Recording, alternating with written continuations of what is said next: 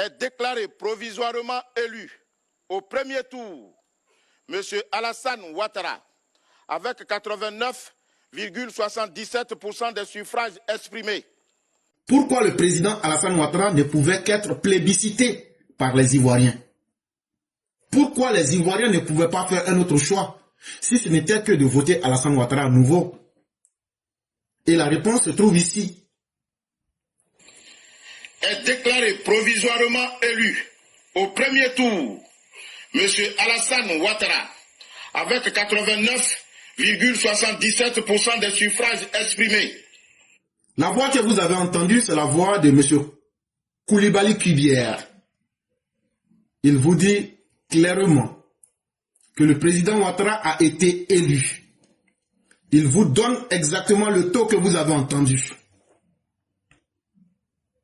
Mes chers parents, la question qu'on se poserait, comment le président Ouattara, dans un environnement hostile, arrive-t-il à obtenir de tels résultats? Sachez que le hasard, même s'il existe, il ne faut pas confier son destin au hasard. Parce que le hasard, c'est la chose qu'on ne maîtrise pas.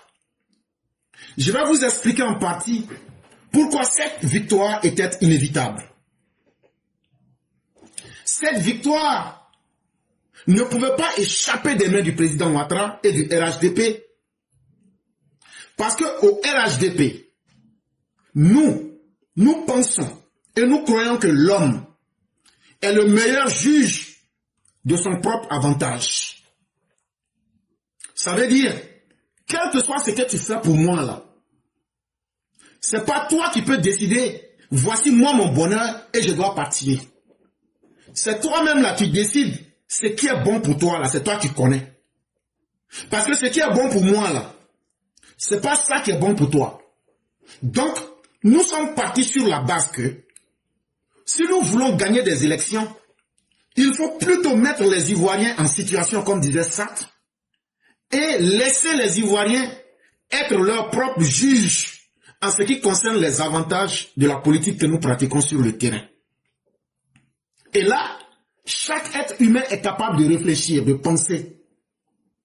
Et donc chaque être humain a une capacité, a un cadre rationnel pour juger la moralité des actions et des lois. L'ensemble des actions qu'on a posées en tant que parti politique, l'ensemble des lois que nous avons mises sur pied pour essayer de transformer cette société-là, ceux qui peuvent dire que c'est bien, que ça les arrange ou même que ça ne les arrange pas, ce sont les Ivoiriens. Ce que beaucoup ne savent pas, nous sommes des libéraux. Et la première chose qu'on détermine pour savoir si un être humain est en train de vivre dans une situation ou bien dans quelque chose qui fait son avantage, c'est de d'abord voir est-ce que cette personne-là se sent libre. Et pour qu'un être humain se sente libre, il faut être capable de créer les conditions pour que l'être humain se sente en confiance. Et lorsqu'il se sent en confiance, on lui donne la liberté de pouvoir faire des actions. Et à travers ces actions, lui-même, il va décider du bonheur qu'il veut. Chers parents, aujourd'hui en Côte d'Ivoire, est-ce qu'on arrache les cartes d'identité de quelqu'un? Est-ce qu'on empêche quelqu'un de voyager? Est-ce qu'on ostracise quelqu'un aujourd'hui? Est-ce que, depuis que le président Ouattara est là, on a injustement arraché ce que quelqu'un méritait? Chacun de nous peut regarder l'histoire récente de la Côte d'Ivoire et vous allez voir que dans votre vie de tous les jours, vous avez même l'impression que les forces de l'ordre n'existent même pas. Vous avez l'impression qu'il n'y a pas de contrôle policier, à plus forte raison militaire. Parce que nous croyons d'abord à la liberté de l'homme. Il faut que l'homme soit convaincu qu'il est dans un environnement où il ne se sent pas sous pression. Et quand l'être humain n'est pas sous pression, il exerce ce qui reflète sa propre personnalité. Quand un être humain n'est pas stressé et ne se sent pas violé à l'intérieur de lui-même par une force extérieure, l'être humain réagit avec son propre vouloir. Et ça, quand tu laisses ce choix à un être humain, il ne peut que être convaincu d'aller rechercher le maximum de bonheur qu'il arrange. Chers parents, Vous qui avez voté le président Ouattara à hauteur de 89,77%, sachez que bientôt, il formera un gouvernement. Et comme ça a toujours été le cas depuis 2010, ce gouvernement sera jugé sur les actions, qu'elles soient bonnes ou mauvaises, en fonction de leur capacité à produire le plus grand bonheur pour le plus grand nombre d'Ivoiriens. En français simple, nous, ce qui fait que nous, on va toujours gagner les élections, c'est que nous, on ne cherche pas à créer et à augmenter les malheurs des populations ivoiriennes. Les actions qu'on pose, on cherche plutôt à diminuer les actions mauvaises, les mauvaises choses qui peuvent faire du mal, ou bien qui peuvent empêcher les gens d'aller vers le bonheur là. C'est ce qu'on essaye de diminuer, contrairement aux autres partis politiques.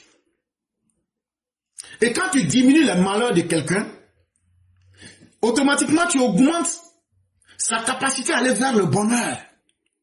Et ça, nous avons depuis très longtemps mis cette stratégie en place pour diminuer les difficultés des gens. Là où il n'y avait pas de route, faire des routes. Là où il n'y avait pas d'hôpitaux, faire des hôpitaux. Là où il n'y avait pas d'école, mettre des écoles. Des familles qui n'arrivaient pas à se nourrir, leur donner le RSU. Des familles qui étaient dans un certain désœuvrement, leur donner les filets sociaux.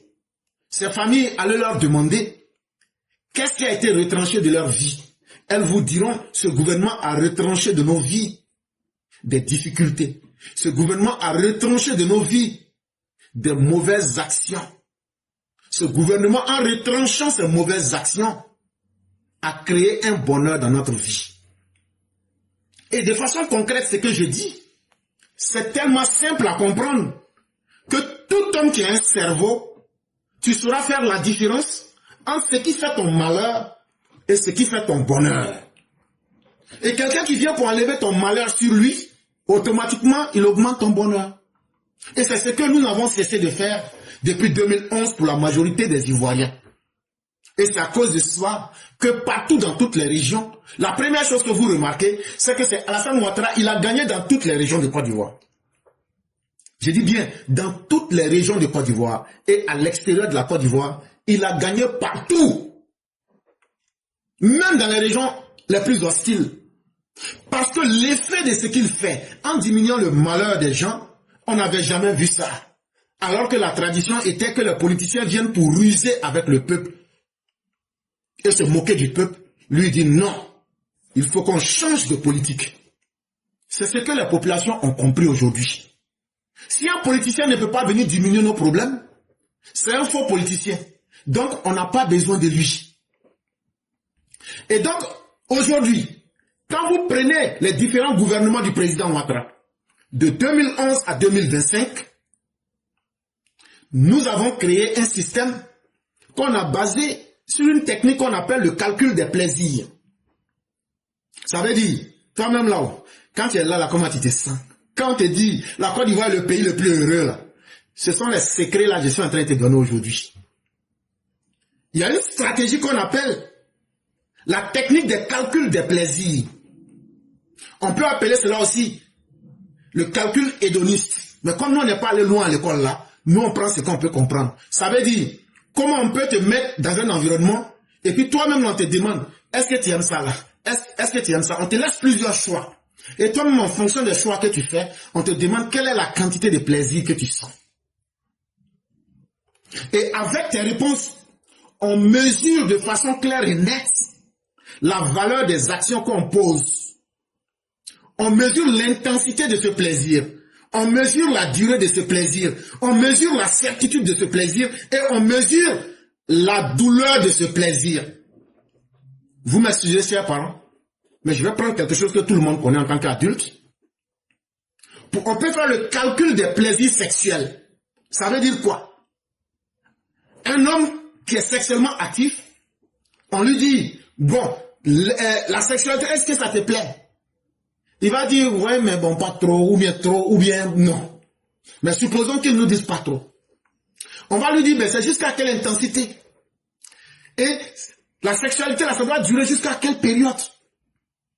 Est-ce que c'est à chaque mois tu peux avoir ça, ou bien tu n'aimes pas ça tous les jours, ou bien tu aimes ça une fois par semaine, ou bien tu aimes ça 2 fois par semaine, ou bien tu aimes ça tous les jours? Maintenant là, ton plaisir là-haut, Est-ce que tu retires du plaisir dedans? Mais dans ton plaisir, là, est-ce que tu ne ressens pas de la douleur? Donc, chers parents, vous voyez combien de fois nous on peut être, combien de fois on peut creuser pour comprendre l'homme. C'est ce travail-là qu'on a mené sur le terrain. Et c'est pourquoi quand nous sortons pour dire qu'on n'est pas d'accord avec quelque chose, c'est ces études-là qu'on mène d'abord. Par exemple, quand on était sorti ici, quand le président voulait donner le nom du 5e point à Gbagbo, et on a dit qu'on n'était pas d'accord. Mais ce n'était pas parce que nous étions dans la réaction émotive. Ce n'était pas parce que nous étions dans les émotions. Mais c'est parce qu'on a calculé la réaction du plaisir chez les Ivoiriens. Mais Laurent Gbagbo, tel qu'on a dit qu'il ne mérite pas, mais lui-même il est venu dire ça tout récemment, que lui-même là, que les points et autres là, que lui ne sait même pas que c'est important. Donc quelqu'un qui ne sait même pas que les points et les routes sont importants, si tu lui donnes son nom sur un monument, c'est une perte de temps. Tu ne feras qu'augmenter le malheur de ceux qui t'aiment. Parce que celui que tu veux honorer ne ressent pas de plaisir dans ce que tu veux lui donner comme honneur. Et donc tout ce que je viens de vous expliquer, sachez que pour vérifier cela, pour voir si un être humain, ce qu'on lui propose là, si ça crée du plaisir chez lui, on a deux stratégies pour vérifier cela. Et c'est ce qui nous a permis de mesurer de façon concrète l'efficacité du travail qui est fait sur le terrain pour dire c'est ça là qui plaît aux gens, c'est ça là qui ne leur plaît pas. La première stratégie, on a été capable de mettre le maximum de bonheur et de plaisir à la disposition des Ivoiriens. Ce qu'ils n'avaient pas pu obtenir entre 1960 et 2010 là.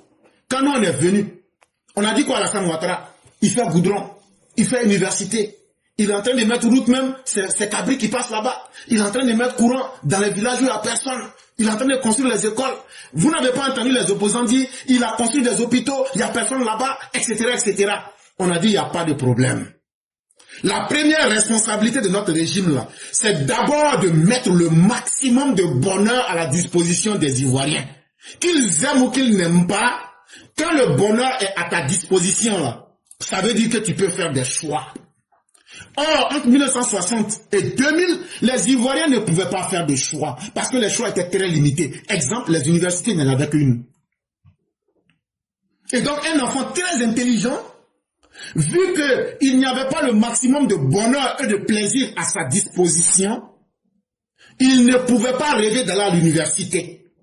Mais aujourd'hui, il y en a jusqu'à 10 universités. Ça veut dire, on a maximisé son bonheur, son plaisir à travers les choix qu'il peut faire aujourd'hui. Parce qu'un être humain à qui on donne plusieurs possibilités de faire des choix pour choisir son bonheur, son plaisir, celui-là est largement mieux que quelqu'un à qui on donne un seul choix.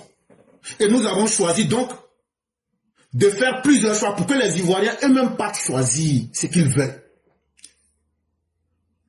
Et la deuxième stratégie de vérification de l'efficacité de notre politique sur le peuple ivoirien, c'est que nous avons été capables de diminuer la douleur, de diminuer le malheur pour la grande majorité des Ivoiriens. Ça veut dire quoi? Par exemple, où il n'y avait pas d'hôpitaux, à chaque 5 km, aujourd'hui, on a mis des hôpitaux. Tu vas marcher moins, ça diminue ta souffrance. Et là, auparavant, où par faute de dispensaires ou d'hôpitaux, quelqu'un pouvait mourir. Aujourd'hui, les centres de santé sont à côté des gens. Donc, ça diminue les cas de mortalité et donc ça diminue les malheurs. Aujourd'hui, grâce aux routes, le braquage a beaucoup diminué en Côte d'Ivoire, pouvoir presque inexistant. Et donc, aujourd'hui, si tu n'es pas braqué, c'est que c'est un malheur qui est quitté sur ta tête. Et donc, à partir de ces éléments, quelqu'un aujourd'hui qui a un enfant, qui a eu le bac, et l'enfant n'est plus obligé d'aller à Abidjan pour aller dormir sur les gazons. C'est un malheur qu'on a enlevé sur la tête de ses parents. Donc, on a diminué la douleur des parents. Et donc, voilà les deux instruments de mesure que nous utilisons. Mais dans ces deux instruments, pour vérifier le maximum de bonheur et de plaisir créé, et la capacité d'avoir diminué les douleurs et les malheurs des Ivoiriens, On utilise encore 6 autres stratégies. On utilise encore 6 autres méthodes pour bien voir les conséquences des actions du gouvernement Alassane Ouattara quand il s'agit du plaisir et de la douleur que nos actions ont produit sur les Ivoiriens. Et le premier élément qu'on regarde pour pouvoir savoir si les Ivoiriens, ils ont ressenti du plaisir ou bien de la douleur vis-à-vis des actions posées, c'est pas sur Internet, c'est pas les grincheux qui sont en train de dire on mange pas goudron, mais c'est aux Ivoiriens eux-mêmes qu'on demande. C'est à chacun qu'on demande parce que ce qui peut être ton plaisir là, ça c'est pas moi mon plaisir. Donc la première chose qu'on vérifie, c'est l'intensité de la douleur du plaisir. On a posé des questions simples aux Ivoiriens. Ce qui est là aujourd'hui dans ton village là, est-ce que ça crée plus de problèmes ou bien ça vous arrange? Les gens disent, ah, électricité aujourd'hui ça nous arrange. Parce que grâce à l'électricité aujourd'hui, avant on vendait jusqu'à 18 h, mais maintenant on peut vendre jusqu'à 2 h du matin. Donc, ça vous fait plaisir ou bien est-ce que ça vous cause des désagréments? Ah, toi aussi, ça nous arrange trop. Ça fait qu'aujourd'hui, là, mon commerce est en train d'augmenter. Donc, on mesure d'abord l'intensité. C'est quoi on a fait dans le village là? On vient demander aux populations, est-ce que ça vous arrange? Parce que toi, tu peux créer quelque chose pour quelqu'un en pensant que c'est une bonne chose, mais la personne ressent son malheur dedans. Donc, ce sont ces propos du terrain là qu'on a pris directement. Et aujourd'hui, pour vous donner un exemple, si vous prenez la zone d'Akoupé, c'est une zone qui est hostile au président Ouattara. C'est une zone hostile au président Ouattara. Et dans la zone là-bas, là, c'est 31% des populations qui sont sorties pour aller voter. Tellement ils n'aiment pas le président Ouattara. Mais, sur les 4563 voix, pardon, sur les 6141 personnes qui ont voté là, écoutez très bien, sur les 6141 personnes qui ont voté, il y a 4563 qui ont donné leur voix au président Ouattara. Pourquoi? Parce que Alassane Ouattara a mis en place des actions qui sont ressenties par les populations à travers les routes, les hôpitaux. C'est aussi simple que cela. Aujourd'hui, ils ont des CHR, ils ont des hôpitaux, ils ont des routes.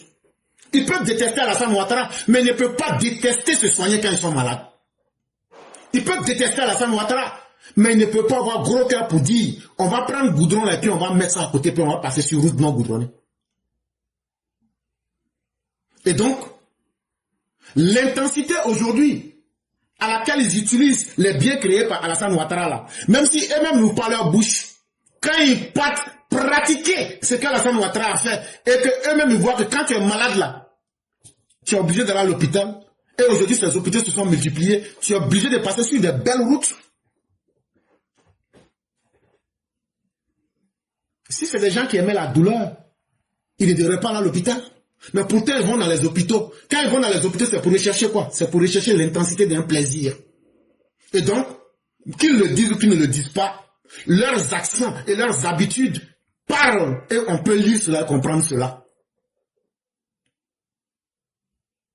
Le deuxième élément que nous avons pris pour mesurer l'utilité et la politique du président Ouattara sur le terrain et dans le vécu des Ivoiriens, c'est la durée du plaisir ou de la douleur. Ça veut dire quoi? Ça veut dire que quelqu'un peut vouloir un plaisir de façon intense, illimitée. Comme quelqu'un aussi, tu peux diminuer sa souffrance de manière temporaire ou bien illimitée. Bon, pour que vous compreniez ça bien, je vais prendre un exemple. La route de la côtière, là. Quand les gens passaient avant dessus, là, et puis la route n'était pas bonne, là, qu'est-ce qui s'est passé là-bas? Tu pouvais faire au moins 2 jours avant d'arriver à Abidjan. Ça veut dire l'intensité de ta souffrance était là dans le présent. Et il n'y avait personne pour arranger cette route. Ça veut dire que la durée de ta douleur, là, c'était permanente. Et donc, les braqueurs étaient là en permanence. Et donc, ça, on mesure ta souffrance, ta douleur. dans le temps présent et dans les temps à venir. Mais aujourd'hui, avec cette route de la côtière, quand tu vois les gens de Fresco, qui ne sont pas vraiment des adeptes du président Ouattara, mais qui votent Alassane Ouattara à 59,55% de taux de participation. À Fresco, il y a eu 59,59% de taux de participation. Dans ce taux de participation, qui frôle pratiquement les 60%, 89,80 ont voté Alassane Ouattara. Et pourquoi? La route de la côtière seule suffit comme une explication. C'est la même chose à Gagnoua. Pourquoi Alassane Ouattara peut être vainqueur à Gagnoua quand Simone Gbagbo n'a pas pu obtenir plus de 1,82% à Gagnoua? On me dira que Gagnoua c'est la région de Gbagbo. Ils peuvent détester Ouattara. Mais est-ce qu'ils doivent détester Simone? Mais là, bizarrement, Alassane Ouattara bat Simone. Pourquoi? Simone a eu dans la région de Gagnoua 1,82% de voix de ceux qui ont voté. Or, Alassane Ouattara a eu 92,07%. Et là, le taux de participation, ceux qui sont sortis pour aller voter, c'est bas, c'est 20,68%. Même malgré ce taux qui est très faible, Alassane Ouattara encore bat le record à 92,07%. Et vous allez vous demander, mais sur quels critères donc les gens se sont basés pour voter Alassane Ouattara? N'oubliez pas que Gagnoua c'est une zone de cacao culture et de café culture. C'est une zone agricole. Aujourd'hui, le prix du cacao à 2800 là. Tu peux aimer Alassane Ouattara comme le détester, mais tu seras obligé d'aimer les 2800. Tu seras obligé d'aimer les 1700 pour le kilo du café. Parce que depuis que la Côte d'Ivoire existe, on n'avait jamais vu ça. Maintenant, pour mesurer cette durée-là, allez demander aux paysans, est-ce que vous voulez que ça n'a qu'à durer ou mais vous voulez que votre plaisir là n'a qu'à couper? Ils vont vous dire, nous voulons que notre plaisir continue et que ça continue comme ça. Et donc, c'est ça qui a fait sortir les gens. Ah donc, vous voulez qu'on continue de payer cacao café 2000, 2800 pour aller? Ils vont vous dire oui. Donc, ils veulent qu'on n'a qu'à intensifier leur plaisir. Donc, nous avons cette capacité-là de mesurer le plaisir de quelqu'un. Et c'est ça qu'on a pris pour aller sur le terrain. Sinon, les gens là-bas, là, par haine, là, ils n'aiment pas Alassane Ouattara, ils n'aiment pas les routes d'Alassane Ouattara, ils n'aiment pas les ponts d'Alassane Ouattara, ils n'aiment pas les hôpitaux d'Alassane Ouattara, mais quand il s'agit de leur intérêt et de la maximisation de leur plaisir, ils n'ont d'autre choix que d'aimer et d'aller dire, ah, en tout cas, on peut détester Ouattara, on peut ne pas aimer tout ce qu'il fait, mais cacao qu'on produit ici, là, pardon, tant qu'il peut rester pour que le prix n'a qu'à toujours augmenter, là, on va le voter. C'est ça son résultat qui est là comme ça. Le troisième élément qu'on utilise pour voir si quelqu'un a ressenti du bonheur ou même du malheur par rapport à une action, c'est la certitude ou l'incertitude. Ça veut dire quoi? Ça veut dire, quand quelqu'un est là, et puis il veut quelque chose là, est-ce que c'est quelque chose là, il peut l'obtenir au moment où lui-même il veut? Ou bien, il peut l'obtenir de façon incertaine. Ça peut venir comme ça peut ne pas venir. C'est ce qu'on appelle la certitude et l'incertitude dans la réalisation de ce qui peut faire mon plaisir ou même mon malheur. Quand tu sais que tu peux obtenir un plaisir et puis il n'y a pas de doute dedans, comme vous les célibataires là, ceux qui sont mariés là, eux savent que la nuit là, leur nuit là c'est déjà garanti. Mais toi tu es célibataire qui dit que tu ne te maries pas là. Avant d'avoir un là, tu vas te promener beaucoup. Donc, pour que tu gagnes là, c'est incertain. Mais quelqu'un qui est marié là, lui, il est plus certain d'avoir ça que toi. C'est des exemples bêtes que je prends comme ça. Pour que les gens comprennent bien de quoi on est en train de parler. Maintenant, pour savoir si un bonheur qui a été réalisé là, est-ce que c'est avec certitude, on est sûr que, est-ce que ce bonheur là, on va avoir? Pour savoir ça, il faut regarder l'œil de celui qui va te donner le bonheur. Il faut regarder la capacité de celui qui va te donner le bonheur. Aujourd'hui, quand tu prends les gens de Tabou, Tabou qui est une zone forestière et une zone agricole, pourquoi Tabou, où c'est seulement 49,10% de la population qui est sortie pour aller voter? Pourquoi parmi ces 49,10% des votants là, pourquoi 70,19% ont donné leur voix à Alassane Ouattara? C'est là que nous, on s'assoit, on regarde, on dit, bon, ce n'est pas parce qu'ils aiment Alassane Ouattara, parce que c'est seulement 49,10% du corps électoral qui est sorti. Mais pourquoi Alassane Ouattara obtient 70,19%? La raison, elle est très simple. Les gens se posent une seule question. Qui peut, avec certitude, venir mettre des routes chez nous ici à Tabou pour que nos produits agricoles là ne puissent pas pourrir dans les brousses? En tout cas, c'est pas Gbagbo. En tout cas, c'est pas les gens de PDCI. La seule personne qui peut faire ça avec certitude, et cette seule personne qui peut nous enlever de l'incertitude, elle s'appelle Alassane Draman Ouattara. En tout cas, si ça fait des routes là, qui est notre problème ici à Tabou là, la personne avec qui on est sûr qu'on peut avoir ça là, c'est Alassane Ouattara. Tiens, donc c'est mieux, on va voter Alassane Ouattara. C'est vrai, on l'aime pas, hein, mais il est celui qui est le plus sûr de réaliser avec certitude ce dont nous avons besoin. Donc c'est mieux, nous on va le voter en même temps. Parce qu'avec lui, il n'y a jamais d'incertitude. On est sûr d'avoir ce qu'on veut. Et c'est ça qui a amené les gens de Tabou à voter Alassane Ouattara à plus de 70,19% avec un taux de participation de 49,10%.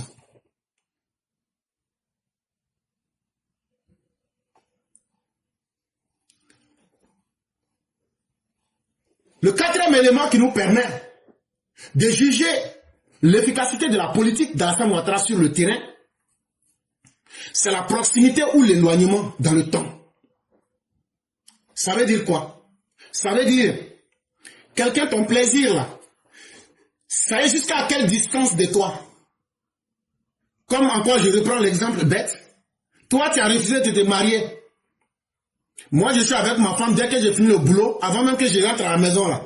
C'est mon plaisir qui vient m'accueillir pour dire bonjour chérie et ta journée. C'est mon plaisir qui m'accueille comme ça. Ça veut dire, mon plaisir même là, à proximité de moi. Mais toi qui as refusé de te marier là, tu vas venir déposer ton sac, tu vas te laver, tu vas te promener la nuit là, jusqu'à peut-être à minuit. Ça veut dire ton plaisir là, il est loin de toi. Donc, quand on crée les éléments de développement, on se dit aussi, est-ce que les gens là, le bonheur qu'ils peuvent retirer là, est-ce que c'est loin d'eux? Est-ce que c'est éloigné d'eux? Ou est-ce que c'est à côté d'eux? Combien de temps ça peut leur prendre pour avoir accès à cela? Et c'est en cela qu'il faut prendre par exemple l'exemple de Divo. Sur un corps électoral de 34,39%, ça veut dire tous ceux qui doivent voter là, c'est seulement 34,9% qui sont sortis. Mais sur les 34,39% là, il y a 90,21 qui ont voté Alassane Ouattara. Ça veut dire quoi? L'exemple est simple. Divo que vous voyez là, c'est pas loin d'Abidjan. Divo là, à part la Syrie qui se trouvait à Grigny avant là, il n'y avait rien là, il n'y avait rien à Divo. Divo là, c'était grand par le nom. Mais depuis que Alassane Ouattara est là, qu'est-ce qu'on a constaté? En août 2025, tout près là, on vient d'ouvrir une usine pour faire le cacao. Plus de 32 milliards. Aujourd'hui, l'usine là, ça produit plus de 147 milliards de francs CFA. Ça a créé 1117 emplois pour les jeunes. Et les 147 milliards là, les Divolais auront leur pouet dedans. Aujourd'hui là, il y a usine à Divo. Une usine aux normes internationales pour transformer la culture qu'on fait à Divo, le cacao. Ça veut dire, le bonheur est venu à côté de ceux qui en avaient besoin. Le bonheur n'est plus éloigné des gens de Divo.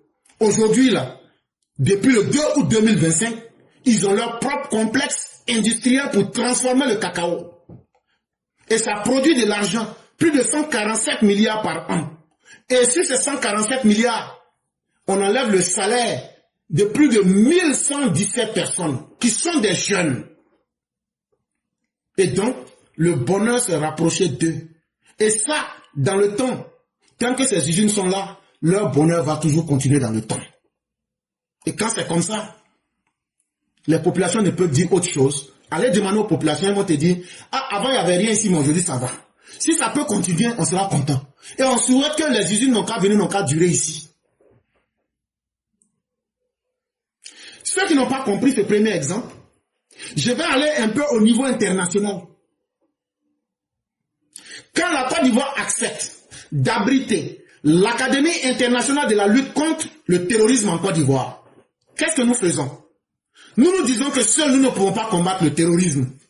Mais si nous acceptons de mettre le Centre international de lutte contre le terrorisme en Côte d'Ivoire, nous rapprochons de nous tous les spécialistes qui vont venir. La Côte d'Ivoire va servir de terrain. Ils vont venir nous donner les techniques. On n'aura plus besoin de se déplacer pour aller derrière eux. C'est eux-mêmes qui vont utiliser la Côte d'Ivoire comme un terrain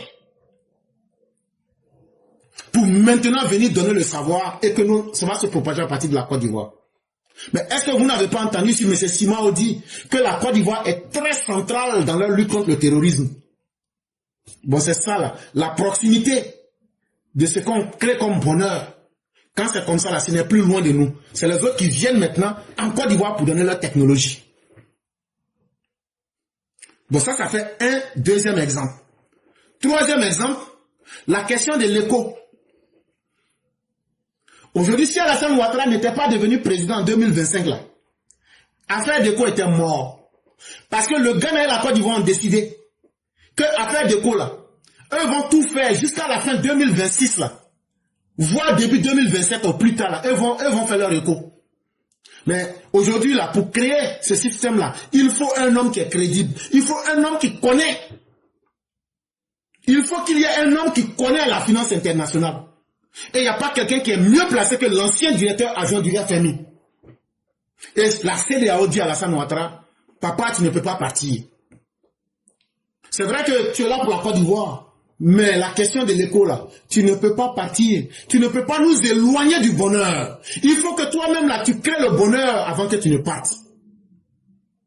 Et donc, ça, c'est un élément qui nous permet de savoir que quelque chose a du bonheur ou du malheur dans la vie des gens. Et Alassane Ouattara est devenu un interlocuteur de l'ONU sur les questions de paix.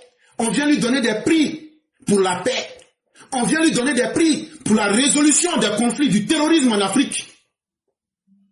Ce n'est pas rien. C'est parce qu'il a développé l'intelligence de faire la proximité de ce qui peut créer le maximum de bonheur. Et quand tu as le bonheur à côté de toi, c'est les autres qui viennent et ça ne fait que te faciliter la tâche. Mais ce qui est le plus intéressant dans cette histoire, c'est que Alassane Ouattara, le président docteur visionnaire, est en train de construire l'avenir devant nos yeux.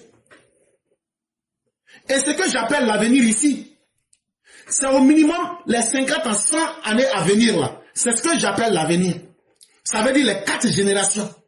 Les 4 générations. Une génération c'est 25 ans. C'est ce qu'Alassane Ouattara est en train de construire devant nous, sous nos yeux. Il a recentré la Côte d'Ivoire. La Côte d'Ivoire est devenue la plaque tournante. La Côte d'Ivoire est devenue une solution dans les questions de la sous-région ouest africaine, comme dans les questions internationales. Et tout le monde peut voir ça aujourd'hui. Même quand tu prends simplement, comment ils appellent ça? Ils ont construit un truc où les gens font les événements à Abidjan là-bas. Là. J'ai oublié le nom. Mais le parc des attractions, mais quelque chose comme ça. Mais ce sont des choses qui attirent aujourd'hui, qui attirent des grands colloques internationaux, qui attirent des grands événements internationaux. Et quand le monde entier vient vers toi, ça ne fait que ramener le bonheur vers toi, ça ne fait que créer la proximité et diminuer l'éloignement du bonheur vers toi. Et donc on mesure aussi l'impact positif des politiques d'un homme sur les populations à travers cela. Un autre élément par lequel on mesure la capacité d'une politique sur les populations, c'est la fécondité. Ça veut dire, ce qu'on veut faire là, est-ce qu'on a les capacités de produire le maximum de plaisir? On peut faire ça aujourd'hui, mais est-ce qu'on pourra faire ça demain? On appelle ça la fécondité. En français, c'est un exemple tout bête. Si tu veux marier une femme, il faut t'arranger pour savoir qu'elle peut faire enfant. Donc là, c'est ça qu'on appelle aussi la fécondité des actions du gouvernement. C'est qu'on est en train de commencer là. Est-ce qu'on pourra continuer à offrir la même chose et aujourd'hui, et demain, et après-demain, et jusqu'à l'infini? Et là, je vais vous donner un exemple. Jusque-là, la Côte d'Ivoire lutte très bien en ce qui concerne les questions de terrorisme. La Côte d'Ivoire s'en sort très bien. Parce que la Côte d'Ivoire pour devenir féconde et efficace contre le terrorisme, je vous ai une fois dit ici que nos policiers, nos militaires que vous voyez là, ne les voyez pas comme ça, certains parlent l'arabe, beaucoup. Ceux qu'on a entraînés pour le terrorisme, là, ils parlent l'arabe. Nos imams que vous voyez dans nos mosquées là, ils ont été formés à détecter les terroristes. Toutes les branches de l'islam, que ça part de l'islam chiite pour venir à l'islam sunnite, ils ont appris tout ça, ils connaissent. Et on leur a enseigné les méthodes et les techniques pour détecter même les terroristes, les djihadistes, même ceux qui veulent se radicaliser. On leur a enseigné tout ça. Donc un imam que tu vois là, tu dis, ça c'est un faux petit vieux là. Il peut détecter un terroriste. C'est tout ça là qui a fait qu'on a cassé la couille des terroristes. Ils font tout quand ils veulent s'infiltrer devant moi. Tu vois l'imam les signale. Si l'imam n'a pas pu voir ça, ce sont même là ceux qui étaient formés pour ça, ils voient ça directement. C'est ce qui a fait que aujourd'hui les terroristes n'arrivent pas à percer en Côte d'Ivoire. C'est pas seulement avec les armes, mais c'est avec le travail de fond qui a été fait. Et donc aujourd'hui, la sécurité que la Côte d'Ivoire arrive à offrir. Regardez hier nuit par exemple. Il y a des Burkinabés. Je ne sais pas si c'était pas là-bas entre eux là-bas. Mais en tout cas, il y avait des bruits d'armes. C'était proche de la frontière ivoirienne. Nos forces de défense ont lancé des coups de sommation. À 3 h du matin. Quand on a fait sonner le feu là, j'ai dit, le mouvement là s'est calmé en même temps.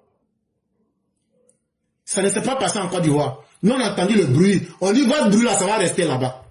Mais quand on a fait sonner les tambours là, eux-mêmes ils ont compris que ça là, il y a garçon et puis il y a garçon.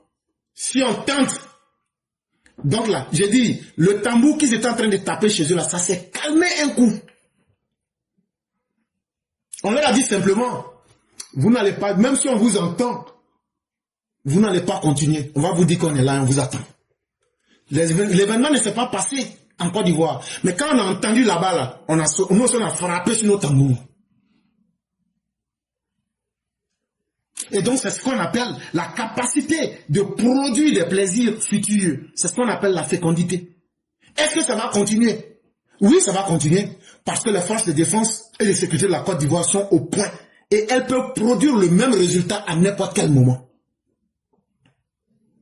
Mais de vous à moi, qui, mieux que le président Ouattara, peut résoudre tous les cas de sécurité intérieure et extérieure? Qui mieux que lui? Aujourd'hui et dans l'avenir, il est l'élément le plus sûr, et pour les Ivoiriens, et pour les interlocuteurs internationaux.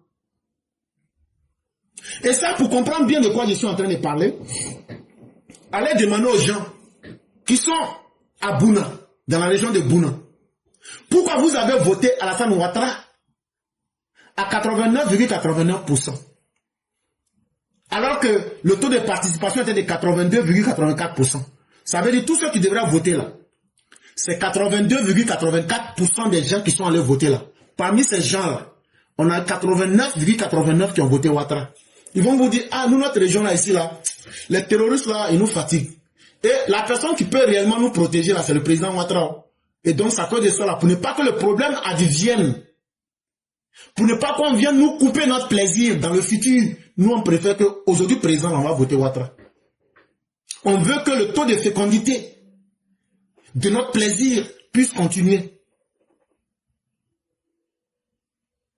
Et un autre élément, pour vérifier la capacité de nos actions, c'est l'objectif de la loi. L'objectif de la loi, c'est quoi?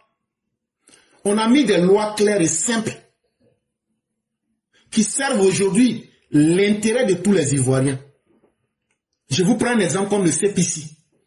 Le CPC, là, en une seule journée, là, si tu dis que tu es vraiment créateur d'emploi, là, toutes les barrières administratives, les va-et-vient, là, tout ça, là, on a condensé. En une journée, tu as tous tes papiers. Donc, on a redéfini les lois pour faciliter les lois, afin que ces lois-là puissent servir l'intérêt des Ivoiriens. Et aujourd'hui, l'exemple du CPC que je vous prends, si tu es vraiment créateur d'entreprise, en tout cas, tu ne diras pas que c'est les procédures administratives qui t'ont empêché. Parce qu'à travers le CPC, en une seule journée, tu peux avoir tout. Et ça a pour conséquence de faciliter la création des entreprises. d'attirer les entrepreneurs. Et quand c'est comme ça, ça fait plus de boulot pour vous les Ivoiriens. Allez maintenant demander aux Ivoiriens s'ils aiment ou pas. Vous allez entendre leur réponse. Et le dernier élément qu'on essaie de voir, c'est la punition. Ah oui, on étudie tout ça. Donc quand on est là, on vient s'amuser avec les gens, vous pensez qu'on s'amuse. On étudie aussi la punition. La punition, c'est quoi? La punition, c'est toute stratégie qu'on met en place pour dissuader les criminels, pour mettre les criminels en minorité, pour mettre la peur dans le cœur des criminels. C'est ce qui fait qu'aujourd'hui, quand on sort pour vous dire que la Côte d'Ivoire a 1,2 de taux d'insécurité, on a fait baisser le niveau d'insécurité. Les gens pensent que c'est un amusement. Mais aujourd'hui, quand vous regardez l'accord de Budapest sur la cybercriminalité, là où Babo disait que lui laisse les jeunes être des brouteurs pour réclamer la dette coloniale, que les malheurs que les colons ont fait subir à nos parents, lui laisse les jeunes brouteurs rendre le coup des Ivoiriens. Ce gouvernement a décidé que nous allons punir tous ceux qui vont utiliser les nouveaux outils de communication comme l'Internet et autres pour commettre des crimes. Nous allons les châtier. Et l'accord de Budapest sur la cybercriminalité, aujourd'hui, qu'est-ce que ça apporte? Ça apporte de gré ou de force des changements de comportement.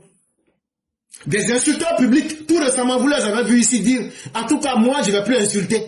C'est déjà un grand changement de comportement. Parce que la conséquence de leur action en face d'eux. Et ça, là, c'est une manière de corriger les mentalités des hommes. Le deuxième exemple que je vais vous donner sur la punition, c'est que dans le régime Ouattara, c'est avec lui qu'on a vu des gens du RHDP aller en prison ou même être arrêtés pour crimes économiques. C'est avec le président Ouattara qu'on a vu des politiciens de tout acabit aller en prison. C'est avec le président Ouattara qu'on a vu le gouvernement dire nous n'allons plus négocier ou dialoguer avec des criminels qui sont en réalité des bandits et qui demandent des dialogues politiques pour se protéger de leurs méfaits causés à l'égard des Ivoiriens. Ils sont dans la politique. Chaque jour, c'est eux qui se vont faire tuer enfants des gens. Et après, c'est eux qui sont les premiers. Non, on n'a qu'à faire dialogue politique. C'est avec beaucoup de courage qu'on a dit non. Il n'y aura plus de dialogue politique. Chacun va assumer ses actes. Et c'est pourquoi vous verrez très bientôt, que ce soit Tidiane Thiam, que ce soit Laurent Gbagbo et ses proches, que ce soit tout ce que vous voulez, on va leur apporter la facture de leurs actions. Et ils vont assumer devant tout le monde. Et on va demander à la justice d'être très rigoureuse. Les petits bandits, on a créé plus de 8533 places. Il y a suffisamment de places. Et ne vous inquiétez pas. Ça s'appelle de la rigueur. Ça s'appelle de la punition qui a pour but de faire changer le comportement. Et de rendre le comportement en meilleur ou en mieux. Si vous n'avez pas compris, je vous donne un dernier et troisième exemple. La punition, c'est simplement être capable de créer des changements positifs dans les mentalités. Ce n'est pas pour punir. C'est une punition qui nous amène à la réforme, au changement des mentalités, pour quitter les mauvaises actions, pour rentrer dans les bonnes actions. Aujourd'hui, là, allez demander, j'ai une fois entendu un politicien tout récemment dire qu'aujourd'hui, que nul n'est à l'abri des lois en Côte d'Ivoire. Or, avant, les politiciens se sentaient à l'abri des lois. Et donc, aujourd'hui, de la même manière que le siècle des Lumières a eu un impact sur l'Europe des années 1700, aujourd'hui, l'impact que produisent les actions du président Ouattara, les actes de fermeté qu'il adopte, c'est de cette même manière que dans les années 1700 en Europe, là, il y a eu un développement intellectuel et scientifique. C'est ce qui a permis à l'Europe de faire des grandes choses. On appelait ça l'âge de la raison, pour lutter contre l'ignorance et la fausse tradition. Et c'est pourquoi Nietzsche a dit que les faux dieux ont été tués. Ça veut dire l'ignorance a été tuée. Le dieu de l'ignorance, le dieu des traditions. Parce que la raison, on mettait tout sur l'autel de la raison pour comprendre les choses. Et c'est ça qui a permis le développement intellectuel et scientifique de l'Europe. Aujourd'hui, c'est ce travail-là que le président Ouattara est en train de faire. Parce que le comportement de notre société était trop pourri. Et donc, en conclusion, l'élection du président Ouattara, qui a été confirmée en ce 27 octobre 2025, n'est pas une surprise. Si vous avez bien suivi tout ce que je vous ai dit, vous comprenez avec combien de méthodes il avance, avec combien de rigueur il avance, et avec combien de visions il avance. La conclusion, je vais la faire en une ligne, en une phrase. La Côte d'Ivoire a eu beaucoup de chance d'avoir le président Ouattara comme son président de la République. Point. Si j'ajoute quelque chose, c'est une perte de temps. Maintenant, remettez cette affirmation en question et essayez de réfléchir là-dessus. Je répète, la Côte d'Ivoire a eu beaucoup de chance d'avoir Alassane Ouattara comme président de la République. Point.